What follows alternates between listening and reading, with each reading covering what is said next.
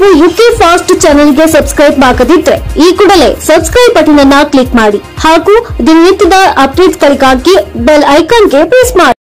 आज महाराष्ट्राच्या विधानसभेचा निकाल झाला। जत विधानसभा मतदारसंघातील जनतेने भारतीय जनता पार्टी महायुती राज्याचे नेते माननीय देवेंद्र फडणवीस साहेब, नरेंद्र मोदी साहेब आणि अमित शाह साहेब यांच्यावरती विश्वास ठेवून माझ्यासारख्या कार्यकर्त्याला मोठ्या फरकाने विजयी केलं। मी आज विजयी झालो याचं सर्व श्रेय भारतीय जनता पार्टीचं नेतृत्व माननीय देवेंद्र फडणवीस साहेब, माननीय भारतीय जनता पार्टीचे सर्व वरिष्ठ नेते, जत विधानसभा मतदारसंघातील सर्व सुज्ञ जनता, तिथले युवा मित्र, महायुतीचे घटक पक्षातील सर्व नेते मंडळी कार्यकर्ते यांना जाते। माझ्यासारख्या कार्यकर्त्याला विधानसभेची संधी मिळाली, या संधीचं सोनं करण्याचा मी निश्चितपणे प्रयत्न करेन।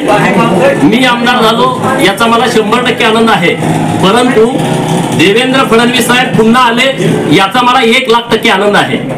ज्या महाराष्ट्रानं जातीयवादातून माननीय देवेंद्र फडणवीस साहेब यांना बदनाम करण्याचा प्रयत्न केला, पण हा महाराष्ट्र सुज्ञ आहे।